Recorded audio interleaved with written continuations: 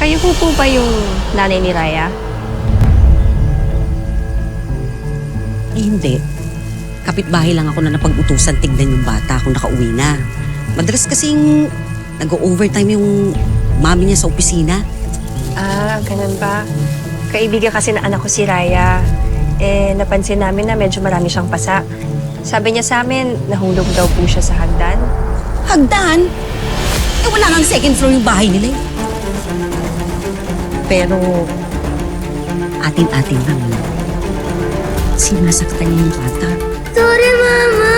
Hindi! Hindi! Lumayas ka! Layas! Mama, sorry na! Hindi na ako lalabas! Hindi na ako makikipag-usap sa iba!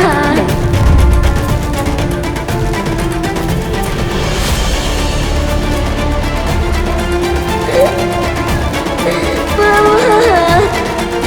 Sorry na, Mama! Iyak-iyak ka, ha? Ha? Yun kasi ang napapala ng mga panaway na bata, ha? Ha? Ewan ko ba bakit inaalala niya yung anak niya na parang hindi niya anak. Buong akala ko masayahing bata si Raya. Tinatago lang pala niya ang problema niya sa buhay.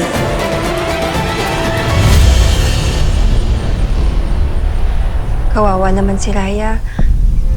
Eh, bakit naman po hindi niyo ipabarangay yung nanay? May nagsumbong na nakapitbahay. Pero, mukhang nabayaran. O siya, alis na ako.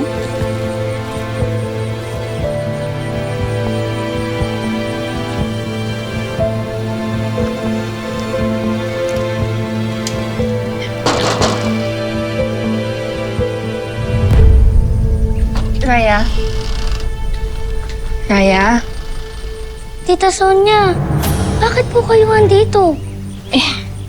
Sinundan kasi kita eh. Hindi kasi ako mapakali. Umalis na po kayo! Raya? Parang awa niyo na po! Raya, kailangan ko makausap yung mama mo para matigil na Umalis to. na po kayo! Raya, akong bahala sa'yo. Hindi siya magagalit sa'yo. Kakausapin ko lang siya. Please po, umalis na po kayo! Raya, para matapos na to. Alis na po kayo! Papagalitan ako ng mama ko! Alis na po kayo! Raya, Kung hindi po kayo alis, hindi ako magpapakita sa inyo ni Jasmine! Raya. Kailangan ko siyang makausap para hindi ka na niya saktan.